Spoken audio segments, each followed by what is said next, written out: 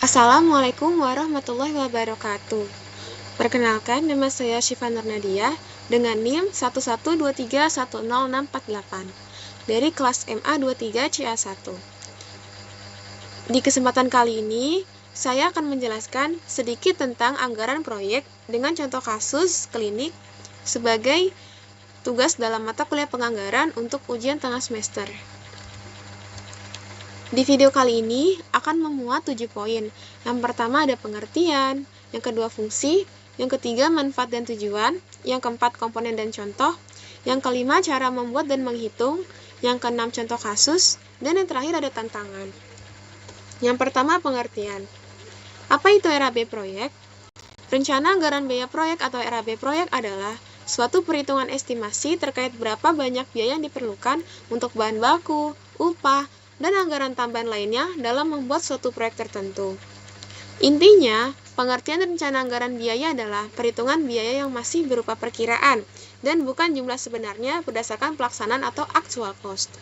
Secara umum, orang yang membuat perhitungan rencana anggaran biaya disebut sebagai quantity engineer, QE, estimator, atau quantity surveyor atau QS.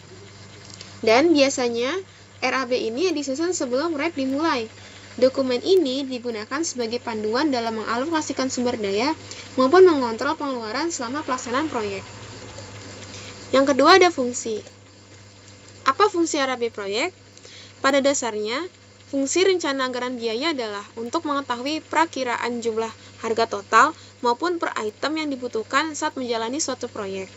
Dengan begitu, hal ini dapat menjadi acuan terkait sejumlah biaya pelaksanaan yang perlu dikeluarkan di masa depan.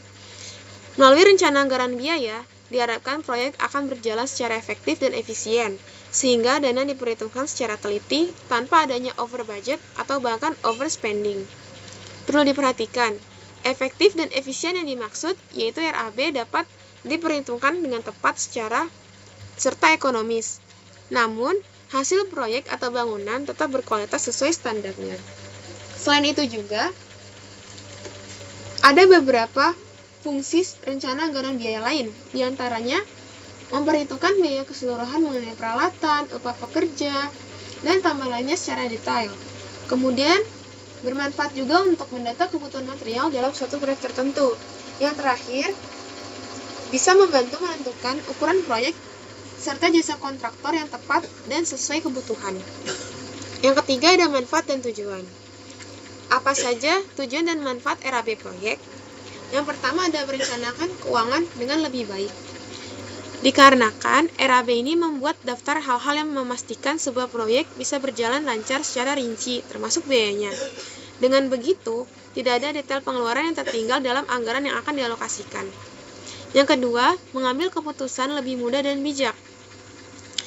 Dari RAB ini, kita bisa tahu di bagian mana saja pengeluaran yang tergolong boros dan tidak efektif, sehingga bisa menentukan tindakan apa yang tepat untuk mengatasi atau meminimalisir pengeluaran yang boros dan tidak efektif tersebut.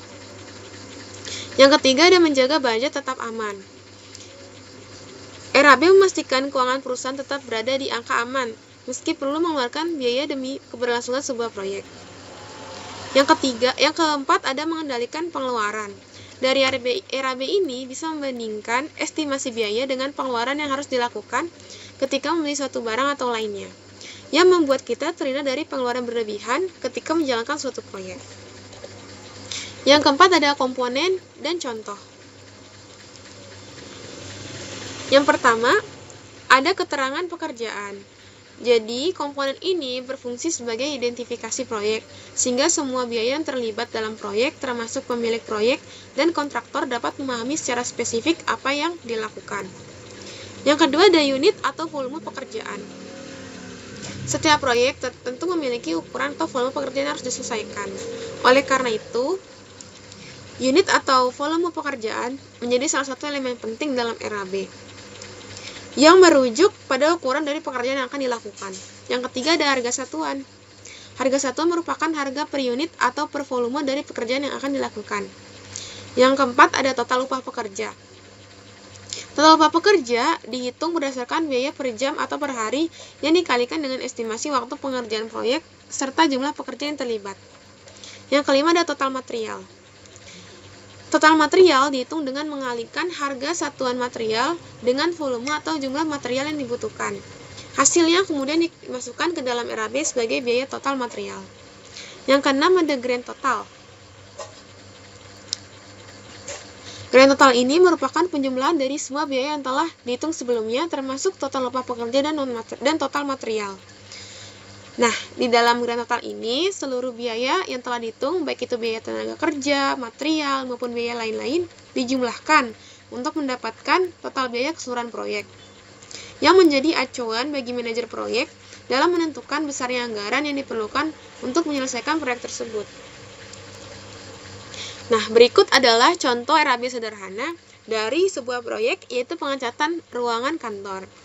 Di sini kita bisa lihat ada 4 macam pekerjaan, volume, satuan, dan harga satuan. Contohnya pertama cat dinding dengan volume 50 per meter persegi dengan harga satuan 50.000. Maka volume dan harga satuan dikalikan sehingga menghasilkan angka 2.500.000. Dan 4 kegiatan ini ditotal menjadi 6.850.000. Nah, berikut adalah contoh RAB kompleks dari pembangunan rumah 2 lantai. Terdapat beberapa poin pekerjaan dan masing-masing bagian-bagiannya yang dirinci lagi, seperti pekerjaan persiapan, ada pembersihan lahan dan pemagaran proyek.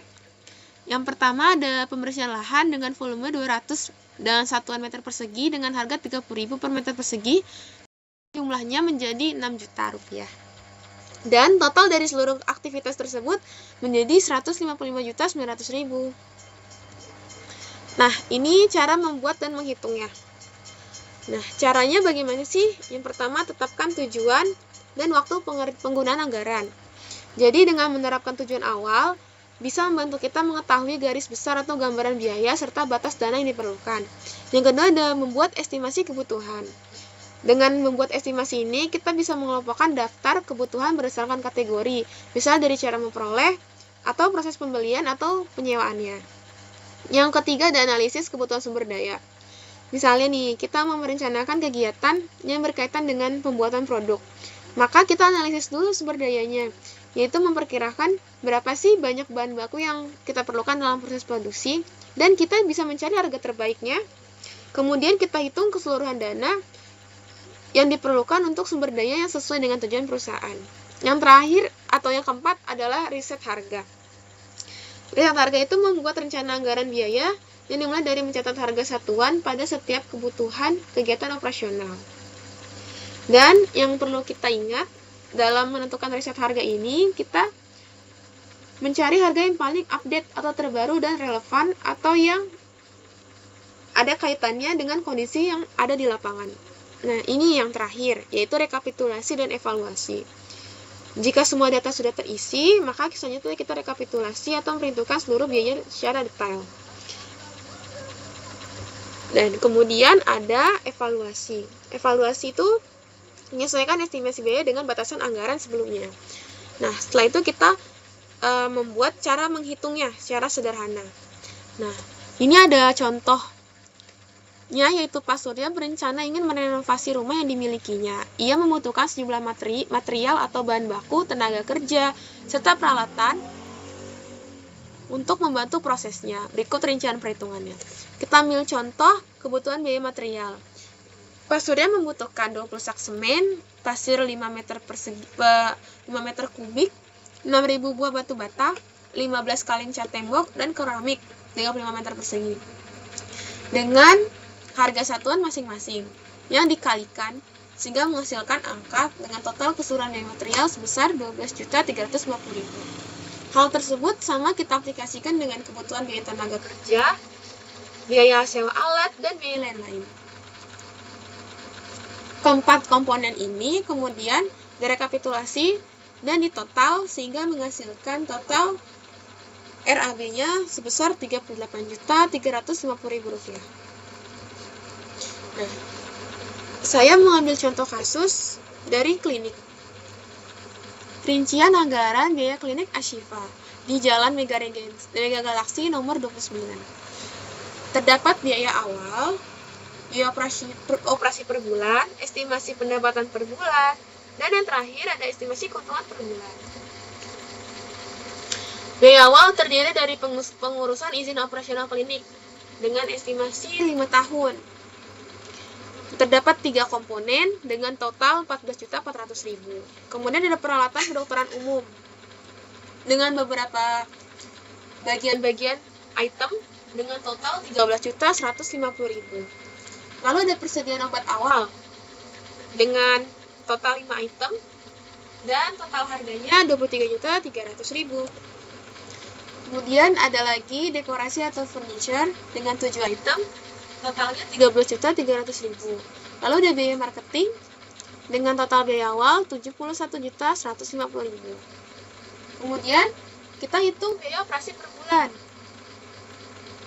Ada beberapa item di sini dengan total biaya 24.900.000. Kemudian kita hitung juga pendapatan per bulannya. Asumsinya untuk kunjungan pasien minimum 5 orang per hari untuk konsultasi dan paket terapi standar.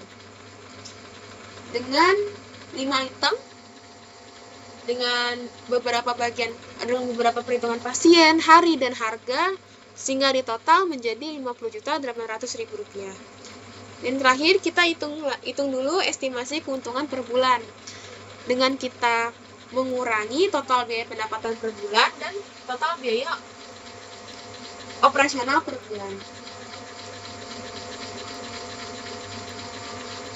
Sehingga total estimasi keuntungan per bulan menjadi Rp30.900.000.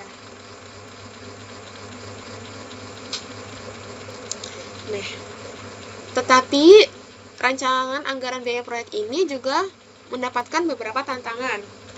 Di antaranya yang pertama estimasi biaya yang tidak akurat. Salah satu tantangan terbesar adalah mendapatkan estimasi biaya yang akurat. Untuk mengatasi ini, lakukan riset yang mendalam dan konsultasi dengan para ahli. Yang kedua adalah perubahan proyek. Perubahan dalam ruang lingkup proyek dapat menyebabkan perubahan biaya. Pastikan ada fleksibilitas dalam RAB dan dana cadangan yang memadai. Kemudian ada keterbatasan dana. Keterbatasan data tentang harga dan ketersediaan material dapat menghambat penyusunan RAB. Mengatasi ini dengan menjaga hubungan baik dengan pemasok dan mengupdate data secara berkala. Yang keempat ada kurangnya pengalaman. Tim yang kurang berpengalaman dalam penyusunan RAB mungkin mengalami kesulitan. Solusinya adalah dengan memberikan pelatihan dan penggunaan software manajemen proyek yang mendukung penyusunan RAB.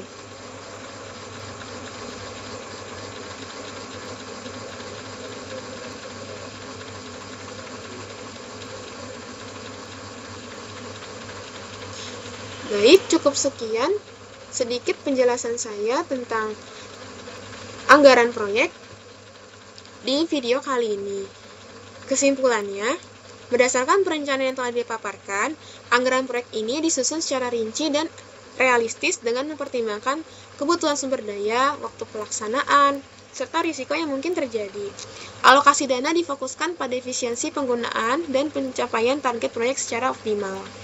Nah, jika kita bisa mengelola anggaran proyek ini dengan baik, maka anggaran proyek ini dapat sangat membantu kita dalam menjalankan proyek agar tepat waktu, tepat biaya, dan memberikan hasil yang maksimal sesuai tujuan yang diharapkan oleh perusahaan. Sekian penjelasan singkat dari saya, kurang lebihnya mohon maaf. Terima kasih atas kesempatannya dalam menyimak video kali ini. Wassalamualaikum warahmatullahi wabarakatuh.